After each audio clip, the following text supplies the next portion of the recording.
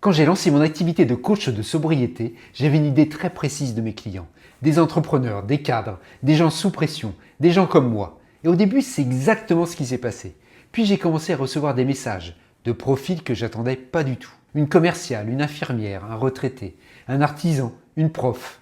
Et ils me disaient tous la même chose. Dans cette vidéo, tu vas découvrir ce qu'ils ont en commun. Reste jusqu'au bout, tu risques de te reconnaître. Laisse-moi te raconter. Pendant plus de 20 ans, j'ai bu, quasiment tous les jours. J'étais cadre, puis chef d'entreprise, puis cadre de nouveau, père de 3 enfants. La pression, j'en avais, beaucoup. Et l'alcool, c'était ma soupape. Le verre du soir pour décompresser, l'apéro du week-end pour relâcher. Et parfois beaucoup plus que ça. Je pensais gérer, sauf que je gérais plus rien. Le 23 mai 2022, j'ai arrêté. Et quand j'ai décidé d'aider les autres à faire pareil, j'ai naturellement pensé aux gens qui me ressemblaient.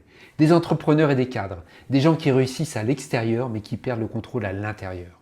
Des gens qui refusent d'aller aux alcooliques anonymes. Des gens qui veulent comprendre, pas subir. Et ça a marché. Mes premiers clients, c'était exactement ça. Et puis un jour, je reçois un message d'une commerciale.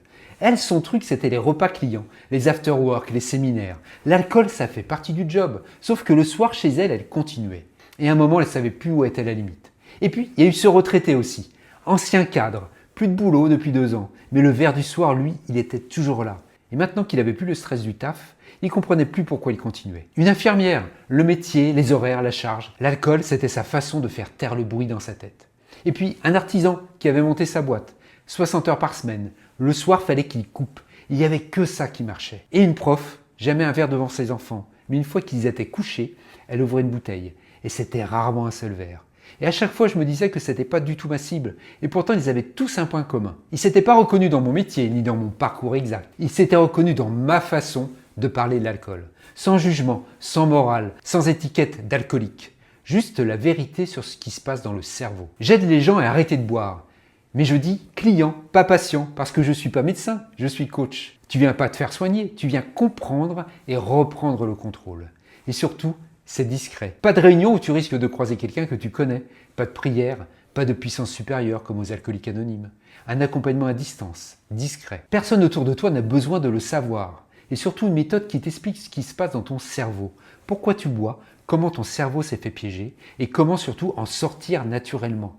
Sans te baser uniquement sur la volonté.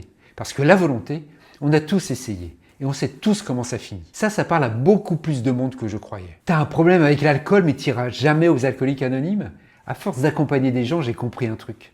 Le point commun entre eux, c'est pas le métier, c'est l'état d'esprit. Premier truc, tu te reconnais pas dans l'image de l'alcoolique.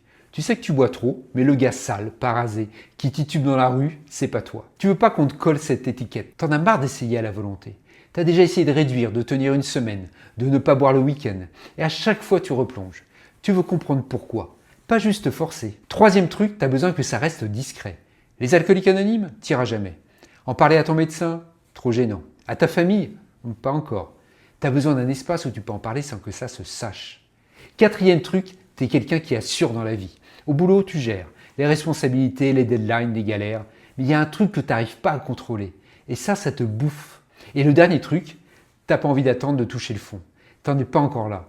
Et tu veux surtout pas y arriver. Tu sens que ça glisse. Et tu veux reprendre le contrôle maintenant, pas dans 5 ans quand ça sera trop tard. Si tu t'es reconnu dans au moins 2 ou 3 de ces trucs, tu es exactement le type de personne qu'on accompagne. Donc si tu es arrivé jusqu'ici, il y a de fortes chances que ça te parle. Et peu importe ce que tu fais dans la vie, que tu sois salarié, indépendant, en reconversion ou à la retraite, c'est pas ce qui compte. Ce qui compte, c'est ce que tu vis à l'intérieur.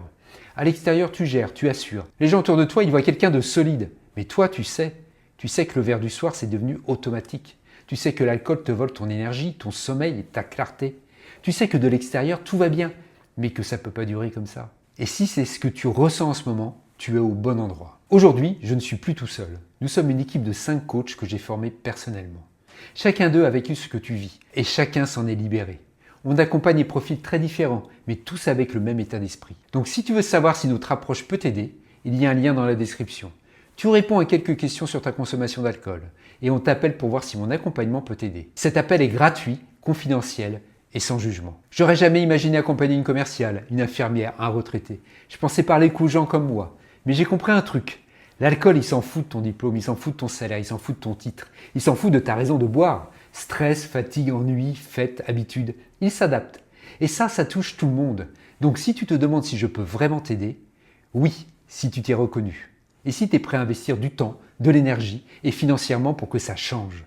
Ton métier, ton parcours, ça compte pas. C'est toi qui compte. À toi de voir si c'est le moment.